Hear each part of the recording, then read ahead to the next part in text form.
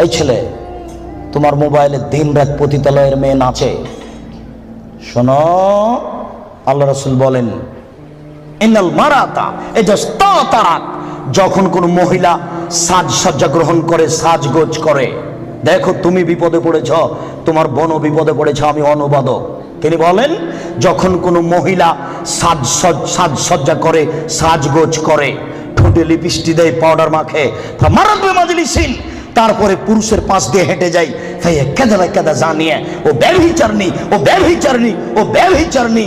আমি অনুবাদক। 1450 বছর পূর্বে মুহাম্মদ সাল্লাল্লাহু আলাইহি ওয়াসাল্লাম কথা বলেছেন, আমি অনুবাদক, আমার কিছু করার নেই। আর তোমাকে বলেছি, তোমার মনে আছে দুনিয়াতে দুইটা পাপ আছে, মানুষ না করেই পাপী। মনে আছে কিনা তোমার? দুনিয়াতে দুইটা পাপ আছে, মানুষ না করেই পাপী। তার একটা পাপ হলো, কেউ যদি কাউকে বলে আসো জুয়া খেলি, খেলেইনি, খালি বলেছে আসো খেলি, তাহলে 10 জন ফকিরকে খাওয়াতে হবে। খেলেইনি, খালি বলেছে আসো জুয়া খেলি, তাতে কয়জন ফকিরকে খাওয়াতে হবে? 10 জন ফকিরকে সোয়াজি করে চাউল দিতে হবে, 100 কেজি করে। আরেকটা দুনিয়াতে পাপ আছে, না করেই পাপী।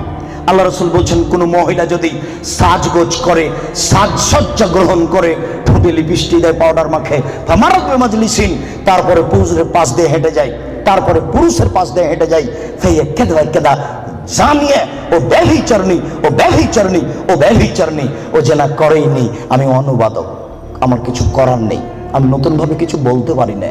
1450 বছর পূর্বে মুহাম্মদ সাল্লাল্লাহু আলাইহি ওয়াসাল্লাম এভাবে বলেছেন, আমি আপনাকে আজকে বাংলা আরবি থেকে বাংলা করে শোনালাম, এভাবেই তিনি বলেছেন। সম্মানিত উপস্থিতি।